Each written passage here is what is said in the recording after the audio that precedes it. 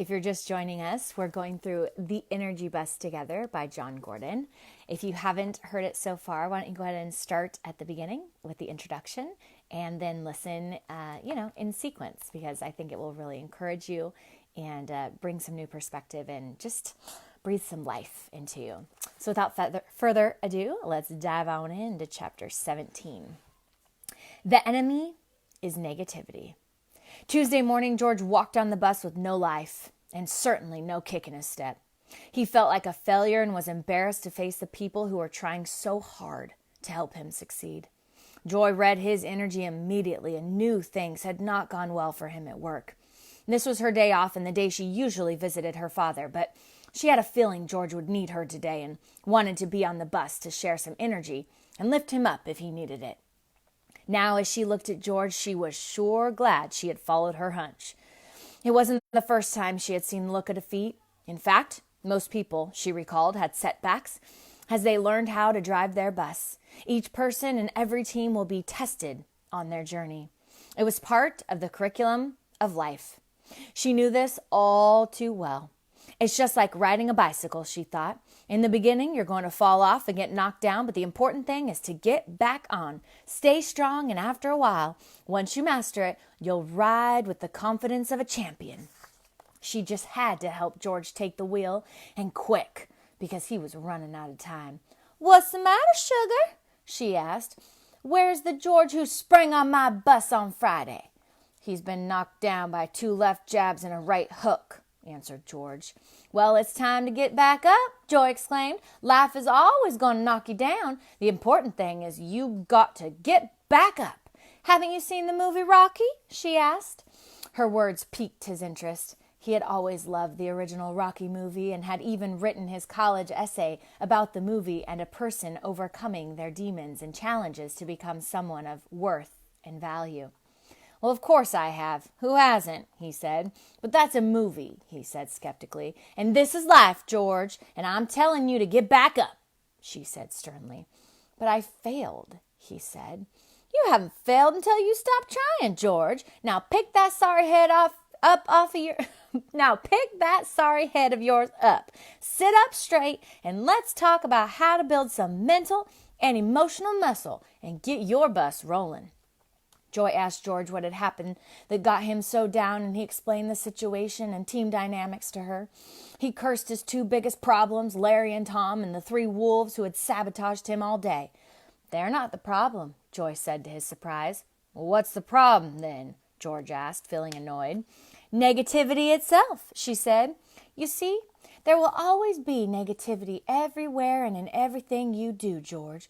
You will always be surrounded by negative people. It's not these people, so to speak. It's the negativity they represent. They are just one of many you will come across." Marty stood up and shouted from the back with more of his beneficial research. "And the Gallup poll estimates that there are 22 million negative workers in the United States, costing around $300 billion in productivity a year. And this negativity not only kills productivity in companies, George, it also kills people. Self-doubt, fear, hopelessness, and negative energy drain you and sabotage everything you want in life and all the success you desire," Joy added. "So the same negativity these people represent is also inside of you. That's why you got to feed the positive dog, George." "But I have these negative people on my bus and a few other negative people who didn't want to get on my bus. Are you saying I'm the problem and that they are not the problem?" George asked. "I'm quite frankly a little confused." "Listen, George, you're too close to the problem to see it. The problem is that you are taking it too personal. Step back for a moment. Don't focus on these people personally. Forget they even have names. Don't think of it as you versus them. Just realize that they represent the negativity that will always be around you. The important thing is to know how to deal with the negativity and what to do with it. So let's deal first with the negative people who didn't get on your bus," Joy said. "Show them rule number 5, Danny." Danny lifted up the sign which said, "Rule number 5. Don't waste your energy on those who don't get on your bus." "It's simple, my man. Some people are going to get on your bus and some people won't. Don't worry about the people who don't get on your bus. Don't waste your energy on them. Don't try to make them get on. You can't drive anyone else's bus. You can only drive your bus. I know what you mean, George said. I tried to drive my wife's bus for a few years, and I quickly learned that she doesn't like it when I try to drive her bus. The passengers on the bus chuckled as Joy continued sharing her energy gospel. That's right, George. Everyone has to make their own choices, and you have to make yours. And certainly don't spend your energy being upset that these people didn't get on your bus. Don't take it personal. Maybe they were meant to get on another bus. Maybe if they got on your bus, they would ruin your ride. George knew this would definitely be the case. Plus, the more energy you spend worrying about the people who didn't get on your bus, the less you will have for the people who are on your bus. And if you are worrying about the people who didn't get on your bus, you won't have the energy to keep on asking new people to get on. Salespeople know this well, real well, George. If they get caught up in rejection, they lose the energy to go after new customers and ask new people to get on their bus. So for the people who don't get on your bus, just let them sit at the station as you drive on by.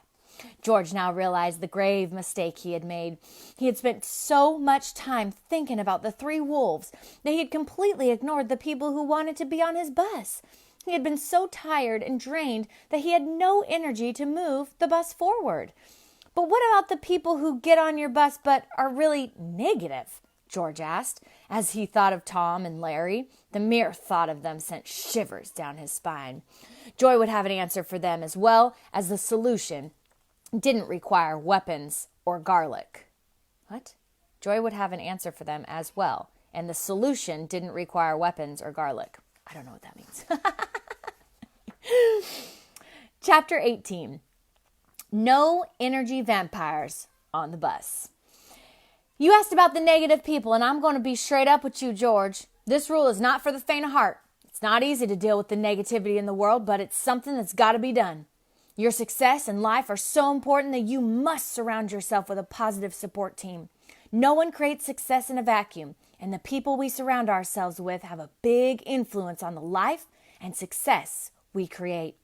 If you want to be successful, you have to be very careful about who is on your bus. After all, there are people who increase your energy, and there are people who drain your energy.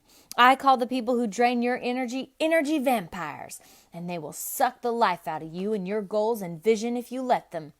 They will cause an entire engine leak, make your ride miserable, or even worse, slash your tires. But remember, George, don't take it personal. They are just part of the negativity that exists in the world. Your job is to do your best to eliminate any negativity on your bus, and this includes negative people, no matter who they are. This is rule number 6, and it's big time. Show him, Danny. Rule number 6, post a sign that says, "No energy vampires allowed" on your bus. You got to be strong enough to tell people that you will not allow any negativity on your bus. You got to say this is where we are going, and to get there, we need a positive and supportive team. And whoever is negative will be kicked off the bus or left at the station. As Joy spoke, George envisioned Larry, Tom, Michael, Jose, and Jamie all sitting at the bus station as his bus drove off. And he had to admit, it felt very good. But could he really kick people off his bus? And what about the 3 wolves? He couldn't possibly banish them, could he? Before he could ask Joy, she said, "Those 2 energy vampires, Tom and Larry, you need to have a meeting with them first thing today and say, look, I don't allow any negativity on my bus. If you're not going to be positive and contribute to our vision, then you're off the bus and you'll have to look for another job." That's tough, George said. I know it is, sugar, but sometimes it's what's got to be done. And you give people a chance to change, and if they don't get it, then you got to kick them off the bus, or else they will ruin your ride. What about the 3 wolves who chose to stay off my bus in the first place? Asked George. What should I do with them? Meet with them too, Joy answered. Tell each one that they have one more opportunity to get on your bus. If they don't accept your invitation, then make them sit at their desk by themselves while you and your team have your meetings. Don't include them in anything. After the product launch, you can figure out a future plan of action with your human resources folks. George liked what he had heard, and he was ready to take action. He felt equipped with the tools to handle the energy vampires and unite his team to succeed. He wondered, however, why he had never learned any of this in his management training classes.